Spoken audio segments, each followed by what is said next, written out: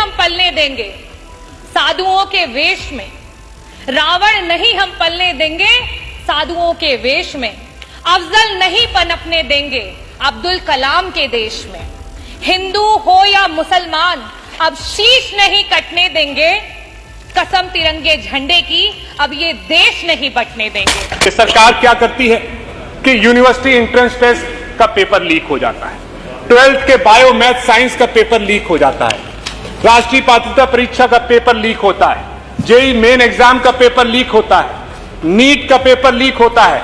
देश का 1% सबसे अमीर तबका 40% से अधिक संपत्ति पर कब्जा किए बैठा है। हम करता हूं सर, ए सरकार ए जमाने जवाब दो, मेरे सपनों का हिसाब दो, मेहनत की है दिन रात बहुत, अब तो कोई सौगात दो। मुसलमान होना अपराध है क्या? मुसलमान होना अपराध है? उत्तर प्रदेश 32वें स्थान पर है, केवल बिहार पीछे है। जो लोग लुभावना बजट है, इससे जो है आम दलित गरीब का कोई भला होने वाला नहीं है। पहले तो सेटिंग करते हैं, अगर सेटिंग करते हैं कि अगर उन्हें 15,000 20,000 रुपए की अगर सेटिंग हो जाती है तो FIR नहीं हो। बजट में जनता के सामने बहुत सी योजनाएं थी, सिंचाई विभाग की बहुत सी योजनाएं थी। मध्य योजना कितने समय से अधूरी पड़ी है, इस बजट में कोई ध्यान नहीं रखा गया है, जिससे पश्चिमी उत्तर प्रदेश में सिंचाई भी हो सकती थी। करीब करीब 30-35 साल हो गए हैं, डैम भी बन गया है। अब किसानों की सिंचाई के लिए इस बजट में रख देना चाहिए था। बाढ़ सागर योजना हमने पूरी कर दी थी। अब पता लगा लीजिएगा, मिर्जापुर और पूर्वांचल में पानी उस तरीके का नहीं जाता, उसमें भी व्यवस्था कर देते, जहाँ जहाँ अधूरी योजना है उसे पूरा करा देते। कन्हर योजना अभी तक अधूरी पड़ी हुई है, बहुत पुरानी है। इसी तरीके से पूर्वांचल में सरयू परियोजना से 8 जिले पूर्वांचल के सिंचाई में थे, उद्घाटन भी हो गया। 95% तो मैंने ही पूरा करा दिया था, लेकिन उसका उद्घाटन हो गया, लेकिन अभी तक पानी नहीं जा रहा है। बुंदेलखंड में जलाशय डैम मैंने कई बनवा दिए थे।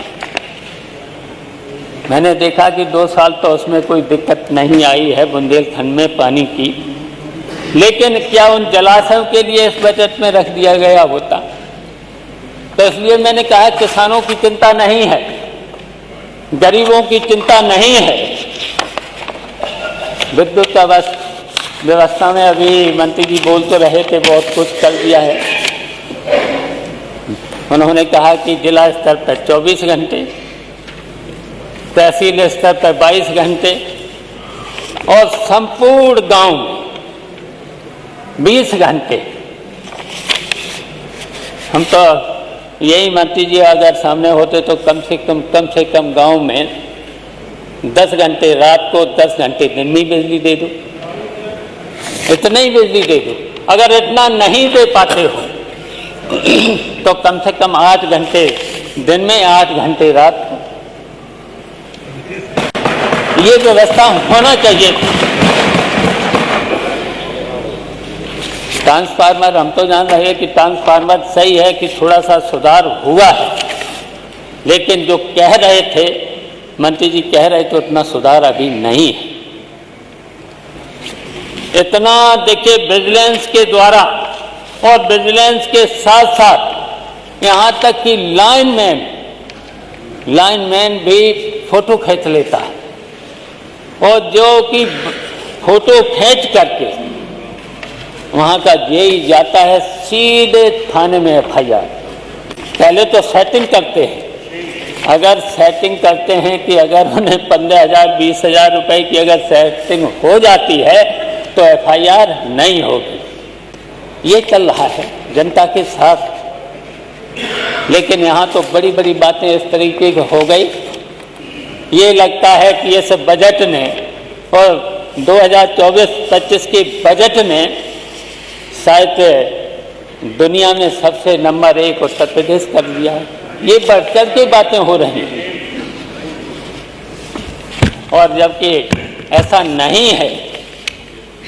आज भी अर्थव्यवस्था में उत्तर प्रदेश 32वें स्थान पर है, केवल बिहार पीछे है इससे। लेकिन यहाँ लगता है कि उत्तर प्रदेश नंबर 1 पर हो गया है। तो इस तरीके की ये बातें चल रही हैं। और अधिष्ठाता महोदय, क्योंकि समय कम है, बातें तो बहुत सी थी कि महोदय सरकार अफसाही के दुष्चक्र में फंस चुकी है। अफसर सरकार से और सरकार सदन पर जनता से झूठ बोल रही है, तथ्यों को छुपाया जा रहा है। 2016-17 में हमारे प्रदेश की अर्थव्यवस्था 12.5 लाख करोड़ थी। हम लगभग तमिलनाडु के बराबर थे। सकल राज्य घरेलू उत्पाद के मामले में महाराष्ट्र से 22.70 लाख करोड़ रुपया, लगभग हम दूसरे स्थान पर थे। और आज हमारा प्रदेश 5वें स्थान पर पहुंच गया। ऐसे बढ़-चढ़ के बताई जा रही हैं। तो ये आंकड़ा सामने है। अर्थव्यवस्था के लिहाज से हमारा उत्तर प्रदेश आज 5वें पोजीशन खिसक गया।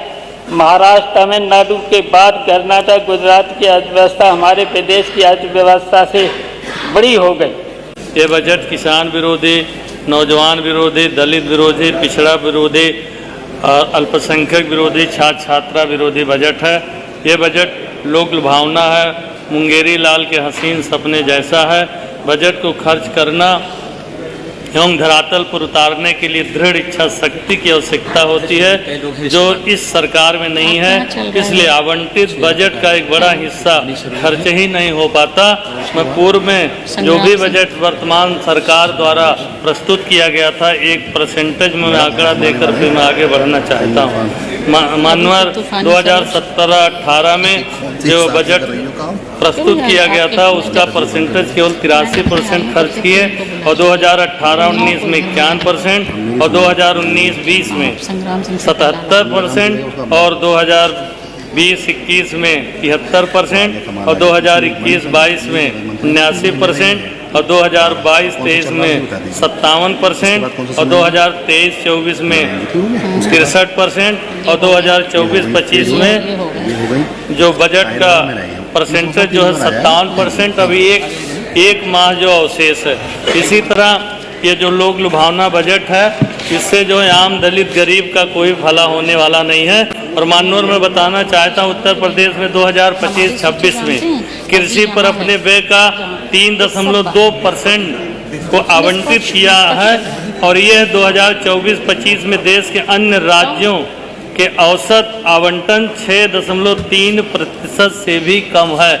जबकि देश का सबसे बड़ा सूबा उत्तर प्रदेश है, और 70% जो है किसान आबादी जो है कृषि पर आधारित है। और साथ ही साथ में खेती किसानों में कृषकों द्वारा प्रयोग किए जाने वाले विभिन्न उपकरणों पर बड़े पैमाने पर जीएसटी वसूल की जाती है, जिसका विवरण इस तरह है। चाहे कंबाइन हो, ट्रैक्टर हो, थ्रेसर हो, रोटावेटर हो, हैरो हो, कल्टीवेटर हो, भूसा मशीन, मतलब इतना किसान परेशान है, और उनके फसलों का उचित मूल्य ना मिल पाने के कारण, और जो लोन लेकर कृषि में उपयोग करते ना दे पाने के कारण तमाम हमारे किसान भाई आत्महत्या कर रहे हैं। और मैं ये भी बताना चाहता हूँ कि ये सरकार तो बहुत ढोल पीट रही है, लेकिन मानव उच्च शिक्षण संस्थान, तकनीकी और व्यावसायिक पाठ्यक्रमों में अनुसूचित जात, अनुसूचित जनजात के छात्र छात्राओं का पिछली सरकार में शून्य पर प्रवेश होता था, जब हम लोगों की सरकार थी। लेकिन आज जो वर्तमान सरकार है, वो अनुसूचित जात, अनुसूचित जनजात के छात्र छात्राओं की संख्या आरक्षित सीटों से भी बढ़कर 30 से 35% तक का प्रवेश होता था। जब हमारी सरकार थी, जो जीरो बैलेंस पे जो है एडमिशन होता था। परंतु वर्तमान सरकार द्वारा जब से शुल्क जमा पर प्रवेश की व्यवस्था की गई है कि बिना शुल्क दिए प्रवेश नहीं होता है, तब से इनकी संख्या 7-8% हो पा रही है। ये अनुसूचित जाति छात्राओं और को शिक्षा से वंचित करने की साजिश है। इस तरह पिछड़े वर्ग के भी निम्न आय वर्ग के छात्र छात्राओं के शुल्क प्रतिपूर्ति छात्रवृत्ति की व्यवस्था न होने के कारण बड़े पैमाने से शिक्षा से वंचित किया जा रहा है। और ये उत्तर प्रदेश के अनुसूचित जाति के 5,62,00,000 परिवार से जुड़ा हुआ मामला है। और मानवर, मैं आपके माध्यम से सरकार से कुछ अपनी विधानसभाओं के विकास के लिए कुछ बातें रखते हुए फिर मैं अपने विचार को विराम देना चाहता हूँ। बहुत ढोल पीटने वाली सरकार, मैं कहना चाहता हूँ 403 विधायक हैं। विधानसभा जो सबसे बड़ी विधानसभा है उत्तर प्रदेश, 403 हमारे माननीय छत्तीसगढ़ आते हैं। कितना भेदभाव प्रतिपक्ष के विधायकों के साथ किया जाता है। पिछली बजट सत्र के पहले नेता सदन द्वारा त्वरित विकास योजना के अंतर्गत प्रत्येक विधानसभाओं से 5-5 करोड़ रुपयों का जो है प्रस्ताव मांगा गया था, लेकिन मानवर प्रतिपक्ष के विधायकों को 1 पैसा भी नहीं दिया गया उनके क्षेत्र के विकास के लिए। और ये सरकार तो ढोल बहुत पीट रही है। मैं अपने विधानसभा के कुछ सड़कों मार्गों के लिए अपील करता हूं जो इस बजट में उसकी व्यवस्था नहीं की गई है। अकबरपुर से दोस्तपुर राजमार्ग से पूर्वांचल एक्सप्रेसवे को जोड़ने वाले मार्ग को 4 लेन कराया जाए, क्योंकि श्रद्धालुओं की भीड़ से अयोध्या, बस्ती, गोरखपुर, कुशीनगर, बिहार से आने जाने वाले वाहनों और यात्रियों को जाने के लिए परिवर्तित करके बस्ती कलवारी पुल होते हुए अंबेडकर नगर, अकबरपुर होते हुए जो है पूर्वांचल एक्सप्रेसवे। माननीय सदस्य धन्यवाद। पूर्वांचल एक्सप्रेसवे धन्यवाद। और प्रयागराज, लखनऊ, गाजीपुर सभी लोग बोलने जितने बैठे हैं। बस एक मिनट, बहुत जल्दी में 5:38 हो गया। 2 मिनट मुझे और दे दीजिए। आप एक औचित्य के विषय पर आकर्षित करते हुए अवगत कराना चाहता हूं कि उत्तर प्रदेश विधानसभा के इस पवित्र गौरवशाली लोकतंत्र के सबसे बड़े मंदिर में सदस्य के रूप में 16वीं और 18वीं विधानसभा के सदस्य के रूप में निर्वाचित माननीय सदस्य जाहिद बेग जी, जिन्हें आज इस विधानसभा के उपवेशन का हिस्सा बनना चाहिए था, जिन्हें आज इस उपवेशन में अपनी लाखों लाख जनता के प्रति अपनी विधायी कार्यों का जिम्मेदारियों का निर्वहन करना चाहिए था, आज वह नौकरानी के एक आत्महत्या के प्रकरण में, जिसमें पुलिस के द्वारा खुद वादी मुकदमा बन करके मनगढ़ंत तरीके से तहरीर तैयार करके मुकदमा दर्ज करके कूट रचित साक्ष्यों के सहारे चार्जशीट करके उनको, उनकी पत्नी सीमा बेग, उनके पुत्र जाहिन बेग को जेल में निरुद्ध करने का कार्य किया। मान्य, और वहीं पर जब यह घटना हुई, मृतका की मां, मृतका के पिता, उनके अन्य परिवारीजनों ने इस बात को बारंबार पुलिस के सामने कहा कि इस प्रकरण से, इस आत्महत्या के प्रकरण से माननीय विधायक जी के परिवार का कोई भी वास्ता नहीं है, लेकिन पुलिस ने उसको नजरअंदाज करने का काम किया और मृतका के परिवार के लोगों ने एक बाकायदा हलफनामा जो जाकर के थाने में दिया, थाने के लोगों ने उस हलफनामे को भी संज्ञान में नहीं लिया। प्रकरण जब कोर्ट में चला जाता है, ट्रायल में आता है, तो मृतका की मां के द्वारा बाकायदा फिर से कोर्ट में एक हलफनामा दिया जाता है कि माननीय कोर्ट के समक्ष प्रस्तुत होकर के यह कहती है कि इस आत्महत्या के प्रकरण में माननीय विधायक जी के परिवार से कोई लेना देना नहीं है।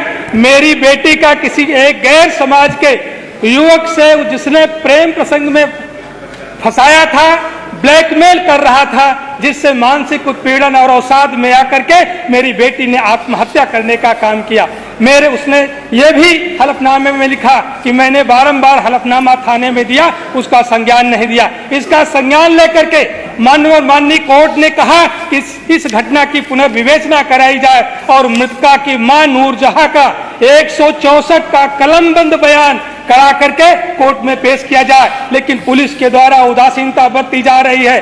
दुर्भावना में आकर के कि माननीय विधायक जी बाहर आकर के अपने विधायी कार्यों की जिम्मेदारियों का निर्वहन ना कर सके, इसलिए ना पुनर्विवेचना कराई गई और ना कलमबंद 164 का बयान कोर्ट में प्रस्तुत कराया गया। माननीय इस तरीके के अनेक को दृष्टांत हुए हैं। अभी एक घटना जो महाराजगंज की है, आप सबके संज्ञान में आया होगा। धर्मात्मा निषाद ने भी आत्महत्या किया था और आत्महत्या करने से पहले बाकायदा सोशल मीडिया पर एक माननीय मंत्री जी और उनके विधायक बेटे और दूसरे बेटे और एक अपने दोस्त के खिलाफ आरोप लगाया था कि इनके द्वारा मेरे ऊपर फर्जी मुकदमा दर्ज कराया गया, जिसमें माननीय मंत्री संजय निषाद जी, उनके बेटे और एक कार्यकर्ता का नाम था। मानवर, मेरा आशय ये नहीं है कि उस पर कार्रवाई हो जाती, उसमें माननीय मंत्री जी के परिवार के किसी सदस्य का नाम तहरीर में दर्ज नहीं किया गया, जबकि पीड़ित परिवार के द्वारा तहरीर में बाकायदा आरोप बस आ गया है। मेरा आशय कतई नहीं है कि किसी के खिलाफ कोई कार्रवाई हो। मेरा आशय है कि पुलिस का ये दोहरा मानदंड क्यों कि एक के खिलाफ जहां पर पीड़ित परिवार ने कोई शिकायत भी नहीं करी, कोई मुकदमा भी नहीं दर्ज कराया, फिर भी समाजवादी पार्टी के विधायक को जेल में निरुद्ध करने का काम किया। वहीं पर हम सबको पता है कि इस सदन के एक बहुत वरिष्ठ सदस्य माननीय आजम खान साहब, जो 9 बार रामपुर की आराध्य जनता ने उनको 9 बार विधायक बना करके इस सदन में भेजने का काम किया था। एक बार लोकसभा के सदस्य, एक बार राज्यसभा के सदस्य, और उन्होंने इतने नेक काम किए थे। जवाहर अली विश्वविद्यालय बना करके अपने कौम के हाथों में जिन्होंने कलम पकड़ाने का काम किया था, विश्वविद्यालय तो गिराया ही गया, उनके खिलाफ बकरी चोरी, मुर्गी चोरी, किताब चोरी का मुकदमा दर्ज करा करके उनको जेल की सलाखों के भीतर भेजने का काम किया गया। इसी तरीके से सीसा मऊ के तत्कालीन विधायक इरफान सोलंकी के ऊपर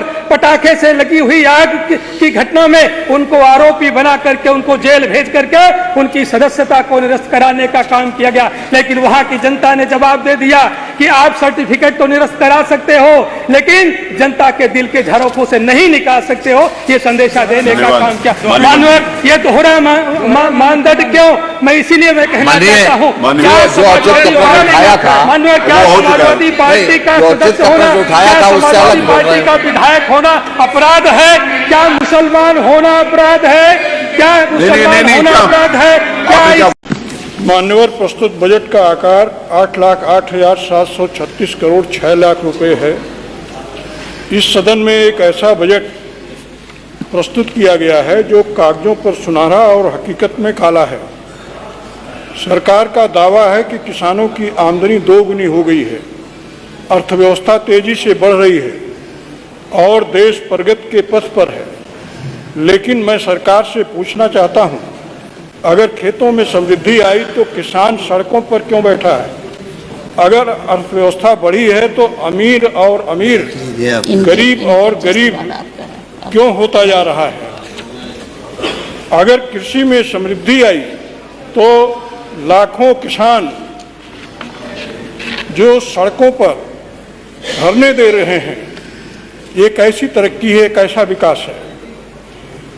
अगर सरकार सच में किसानों के हित में काम कर रही होती तो एमएसपी को, न्यूनतम समर्थन मूल्य को कानूनी दर्जा देती, लेकिन ऐसा नहीं हुआ। सत्ता के गलियारों में जब सौदे हो जाते हैं, अन्नदाता की मेहनत भी नीलाम हो जाती है। मानवर, आर्थिक असमानता, अमीरों के लिए सोना, गरीबों के लिए रोना। सरकार कहती है कि देश में आर्थिक सुधार हो रही है, लेकिन इसके लिए बढ़ रहा कारोबार मगर सिर्फ कुछ घरों का। गरीब की बस्ती में आज भी उजाला नहीं है। देश का 1% सबसे अमीर तबका 40% से अधिक संपत्ति पर कब्जा किए बैठा है। गरीबों की संख्या बढ़ रही है, जबकि अरबपतियों की दौलत आसमान छू रही है। मध्यम वर्ग जो इस देश की रीढ़ है, लगातार दबाव में है। आंकड़ों की बाजीगरी, जमीन पर हकीकत कुछ और है। बिजली, पानी, गैस के दाम बढ़ते जा रहे हैं। स्कूल कॉलेज की फीस बढ़ गई है।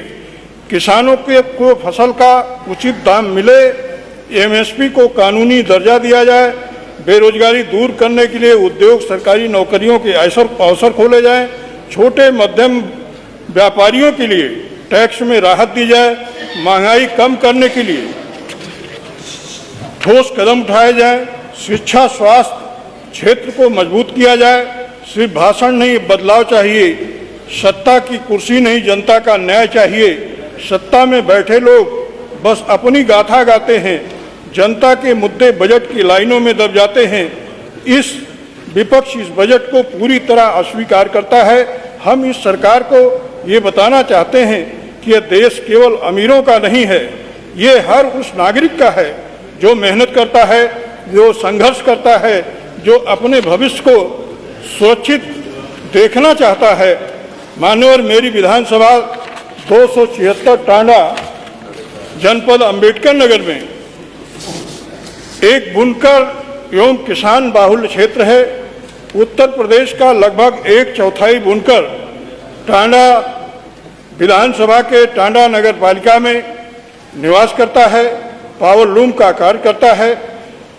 माननीय श्री अखिलेश यादव जी के सरकार में बुनकरों को कारोबार बढ़ाने की नियत से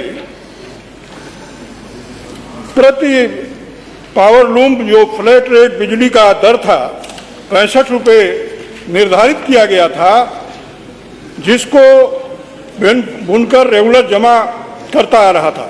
भारतीय जनता पार्टी की सरकार ने बनने के बाद कोई नया रेट निर्धारित नहीं किया और 1 अप्रैल 2023 से रेट को 7 गुना बढ़ाकर 5 किलोवाट तक 400 रुपये प्रति पावर लूम बढ़ाकर किया। और जो बीच में जो बुनकर 65 रुपये के हिसाब से जमा करता आ रहा था, सरकार ने कितना बिल बढ़ाया, कितना घटाया, ये जानकारी बुनकरों को नहीं है, लेकिन बुनकरों के खाते में लाखों लाख रुपए बकाये के रूप में दर्शाता है। जबकि आपका नीति आयोग ने एक ऑर्डर कर रखा है, ये चैप्टर 4 के पेज 66 पर है, 464 लाइन में इन्होंने इस ऑर्डर को जो बकाया दिखा रहा है, इसको छूट की राशि दिखाकर बिल को समाप्त किया जाना चाहिए। इस बकाये के आधार पर बिजली विभाग के लोग अनावश्यक रूप से बुनकरों के ऊपर एफआईआर दर्ज करते हैं, उनका आर्थिक शोषण करते हैं, उनकी आरसी जारी करने का काम करते हैं। इस तरीके से पावर लूम के विकास के कार्य की गति धीमी हो रही है। मानिवा टांडा उत्तर प्रदेश का सबसे बड़ा हथकरघा उद्योग क्षेत्र है, जहां पर टेक्सटाइल पार्क की स्थापना किया जाना अति आवश्यक है। टेक्सटाइल पार्क की स्थापना होने से स्थानीय लोगों में रोजगार का अवसर मिलेगा। हमारे क्षेत्र के पास में ही बिरला सीमेंट फैक्ट्री है, जो टांडा में रेलवे स्टेशन है, उस पर वो अपना डस्ट गिराते हैं, जिससे पूरा आधा शहर के लोगों में सैकड़ों लोग कैंसर के मरीज हो गए और लोगों का खाना पीना सोना सब कुछ दूभर हो गया है। धन्यवाद माननीय सदस्य। याद दिलाइए, 8 मिनट तक का समय है। नहीं 8 नहीं है, अध्यक्ष जी बता गए थे, बस नहीं 8 नहीं 5 से 7। टांडा में हमारे टांडा नगर पालिका में पूर्व चेयरमैन हयात मोहम्मद की बाग तक कमर हयात के घर से लगभग 500 मीटर नाला का निर्माण किया जाना आवश्यक है। और सबसे बड़ा जो हमारे यहाँ एक धार्मिक तीर्थ स्थल है, बाबा मखदूम अशरफ की मजार है दरगाह शरीफ पिछौछा में, जिसमें पूरे देश से नहीं दुनिया से भी लाखों लोग आते हैं और साल में लगभग 3 महीने का मेला चलता है। मैं उस मेले में सरकार की तरफ से मांग करता हूं कि उसके सौंदर्यीकरण के लिए बजट में प्राविधान किया जाए। क्योटला का जो पुराना मंदिर है, जो सैकड़ों वर्ष पुराना है, उसका जीर्णोद्धार कराया जाए। धन्यवाद। जयंती घाट का सौंदर्यीकरण कराया जाए। ये तमाम समस्याएं हैं, जो टूटी हुई सड़कें हैं, उनका निर्माण। बहुत बहुत धन्यवाद माननीय सदस्य। दोषी पुलिस बिजली कर्मियों के खिलाफ कार्रवाई। धन्यवाद। 24 करोड़ की हमारी प्रदेश की जनता, उसमें 7 करोड़ युवा 15 से 29 साल की उम्र वाला वो युवा जो नौकरी के लिए, अपने परिवार की जिम्मेदारी उठाने के लिए, नौकरी के लिए प्रयास करता रहता है। बचपन में कहा जाता था कि पढ़ोगे लिखोगे तो बनोगे नवाब, या और यह भी कहा जाता था कि पढ़ाई कभी खराब नहीं जाती या बेकार नहीं जाती। लेकिन आज की स्थिति यह है सर कि बड़ी मुश्किल से महंगाई की पुस्तकें लेके, महंगी फीसें देके, स्टूडेंट्स लोन लेके बच्चा पढ़ाई करता है। उसके माँ बाप बड़े अपना सर्वस्व न्यौछावर करके बच्चे को पढ़ाते हैं, और जब वो पढ़ाई करके स्कूल में जाता है और उसके बाद ग्रेजुएट कोर्सेज में जाता है तो होता क्या है सर, ये सरकार क्या करती है कि यूनिवर्सिटी एंट्रेंस टेस्ट का पेपर लीक हो जाता है, 12th के बायो मैथ साइंस का पेपर लीक हो जाता है, राष्ट्रीय पात्रता परीक्षा का पेपर लीक होता है, जेईई मेन एग्जाम का पेपर लीक होता है, नीट का पेपर लीक होता है, कॉमन मैनेजमेंट एडमिशन टेस्ट का पेपर लीक होता है, होटल मैनेजमेंट का पेपर लीक होता है, फार्मेसी टेस्ट, एप्टीट्यूड टेस्ट का पेपर लीक होता है, पीएचडी का पेपर लीक होता है, यूपी बोर्ड इंग्लिश पेपर का 2022 का पेपर लीक होता है, बीएड परीक्षा 2021 लीक हो जाती है। इतनी पढ़ाई के बाद जब पेपर देने जाता है तो पेपर लीक हो जाता है। उसकी मानसिकता, उसके मानसिक पे कितना दबाव आता होगा सर, ये आप समझ सकते हैं। उसके बावजूद हर साल 16 लाख नौजवान ग्रेजुएट होता है, पीएचडी करता है, एमफिल करता है, पोस्ट ग्रेजुएट 2.5 लाख करता है, अंडर ग्रेजुएट 13 लाख करता है, डिप्लोमा करता है, पीजी डिप्लोमा करता है और वेरियस सर्टिफिकेट पाता है, और 1 करोड़ लेबर फोर्स में आता है सर। लेकिन जब लेबर फोर्स में आ जाता है और नौकरी ढूंढने के लिए, अपने परिवार को गरीब वर्ग से मध्यम वर्ग में पहुंचाने के लिए सरकारी नौकरी की तरफ बढ़ता है तो क्या होता है, कांस्टेबल भर्ती 2021 लीक हो जाती है, समीक्षा अधिकारी आरओ एआरओ की भर्ती के पेपर लीक हो जाता है, दरोगा भर्ती का पेपर लीक हो जाता है, यूपी टेट का पेपर लीक हो जाता है, फॉरेस्ट गार्ड का पेपर लीक हो जाता है, एडेड स्कूल का पेपर लीक हो जाता है, और बहुत सारे सर पेपर लीक हो जाते हैं और उनको सरकारी नौकरी से वंचित रहना पड़ जाता है। International labour organisation report sir जो पिछले जून 2024 में निकली, उसमें कहते हैं कि 80% यंग एजुकेटेड अनएम्प्लॉयड घूम रहा है, और उसी की वजह से 50% से ज्यादा लोग इस प्रदेश से माइग्रेट कर रहे हैं अच्छी नौकरियों के लिए दूसरे प्रदेशों में सर। जबकि हमारे सरकारी विभागों में सर रजिस्ट्रार की पोस्ट खाली पड़ी है, ऑडिट ऑफिसर्स की पोस्ट खाली पड़ी है, फॉरेस्ट ऑफिसर की पोस्ट खाली पड़ी है, पटवारी की पोस्ट खाली पड़ी है, लेक्चरर की पोस्ट खाली पड़ी है, टीचर्स की पोस्ट खाली पड़ी है, ब्लॉक एजुकेशन ऑफिसर की पोस्ट खाली पड़ी है, पुलिस में पोस्ट खाली पड़ी है, इंजीनियर्स की पोस्ट खाली पड़ी है, होमगार्ड की पोस्ट खाली पड़ी है, चौकीदार की पोस्ट खाली पड़ी है, मेडिकल ऑफिसर की पोस्ट खाली पड़ी है, पंचायत सहायक की पोस्ट खाली पड़ी है, प्रोफेसर की पोस्ट खाली पड़ी है, नर्सेस की पोस्ट खाली पड़ी है, मेडिकल स्टाफ की पोस्ट खाली पड़ी है, टाइपिस्ट की खाली पड़ी है, लॉयर्स की खाली पड़ी है, हेल्थ डिपार्टमेंट में खाली पड़ी है, क्लर्क्स की पोस्ट खाली पड़ी है, और बहुत सारी पोस्टें हमारे विभागों में खाली पड़ी है। अगर उनको ही भर दिया जाए, अगर इन्हीं पोस्टों को भर दिया जाए तो 12.5 लाख नौजवान सरकारी नौकरियों में पहुंच जाएगा, और जिससे उनके परिवार का भला हो जाएगा। 12वीं किए हुए 8 लाख पहुंच जाएंगे, ग्रेजुएट किए 2 लाख पहुंच जाएंगे, और ITI, LLB, MCA, diploma holder, post graduate, BCA, ऐसे पढ़े लिखे नौजवान सरकारी रोजगारों में पहुंच जाएंगे, जिससे उनके परिवार का भला हो पाएगा। लेकिन हमारी सरकार सरकारी नौकरी देने में विश्वास नहीं करती। सरकार उनकी मजबूरी का फायदा उठा के, उनकी बेबसी का फायदा उठा के, उनकी परेशानियों का फायदा उठा के, संवैधानिक अधिकार को छीन के उनको आउटसोर्सिंग की तरफ झलक भेज देती है। वही आउटसोर्सिंग, वही संविदा के काम जहां पे चौकीदार को 2000 रुपए मिलते हैं, जहां पे पंचायत सहायक को 6000 रुपए मिलते हैं, जहां आशा बहनों को 3500 रुपए मिलते हैं, जहां ऐसी नौकरियों में 5-6 हजार 10,000 रुपए में लोगों को मजबूरन काम करना पड़ता है। उससे उनके परिवार का भला नहीं हो सकता, उससे उनका परिवार गरीबी वर्ग से उठकर मध्यम वर्ग में नहीं आ सकता सर। तो मेरा आपके माध्यम से मैं और आपको कहना चाहूंगा, जब हमारे जैसे सदस्य ऐसी बात उठाते हैं तो बहुत बार इस सदन में चर्चा होती है कि हमारे प्रदेश में अनएम्प्लॉयमेंट रेट सिर्फ 2 से 4% है, जबकि यह बात सही नहीं है। हमने अनएम्प्लॉयमेंट रेट से छेड़छाड़ करने का काम किया है। हमारी सरकार ने ये माना कि एक हफ्ते में अगर 1 घंटे कोई काम कर लेगा तो उसे एम्प्लॉयड माना जाएगा। आप बताइए सर, 1 घंटा अगर एक हफ्ते में काम कर ले तो उसे रोजगार मान लेंगे, तो उसका परिवार कैसे आगे बढ़ेगा। 1 साल में अगर 30 दिन कोई काम कर लेगा तो उसको एम्प्लॉयड मान लिया जाएगा। ऐसे आंकड़े बनाकर सर हम लोग अनएम्प्लॉयमेंट को कम करने का काम कर रहे हैं और नौजवानों के जिंदगी से खिलवाड़ करने का हम लोग काम कर रहे हैं सर। जबकि रियल एम्प्लॉयमेंट क्या है सर? रियल एम्प्लॉयमेंट है कि real employment brings dignity and purpose to life.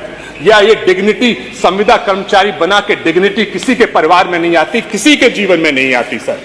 और इसीलिए सुसाइड रेट एनसीआरबी डेटा के हिसाब से बढ़ते चले जा रहे हैं सर। हमारे यहां सर एनसीआरबी डेटा जो सुसाइड डेटा के बारे में बताता है, उसके हिसाब से 18.85 अनएम्प्लॉयड सुसाइड कर रहा है हमारे प्रदेश में सर। 12.96% स्टूडेंट सुसाइड कर रहा है हमारे देश में सर।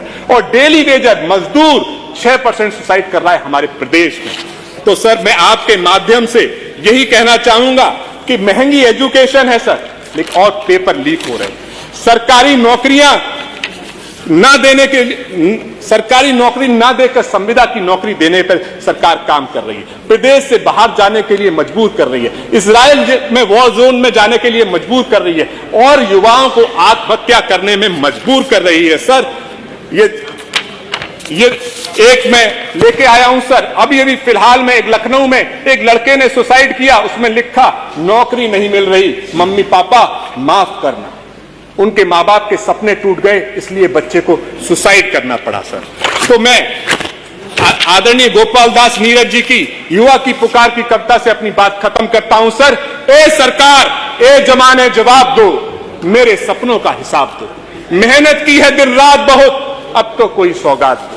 तो मैं सर आपके माध्यम से यही कहना चाहता हूं कि हमारे सदन को युवाओं को सरकारी नौकरी देने के लिए, अच्छी नौकरी देने के लिए कॉन्क्रीट स्ट्रेटेजी बनानी चाहिए और इसीलिए सदन की कार्रवाई रोककर बढ़ती हुई बेरोजगारी पर सदन में चर्चा करने का मैं आपसे अनुरोध करता हूं। बहुत बहुत धन्यवाद।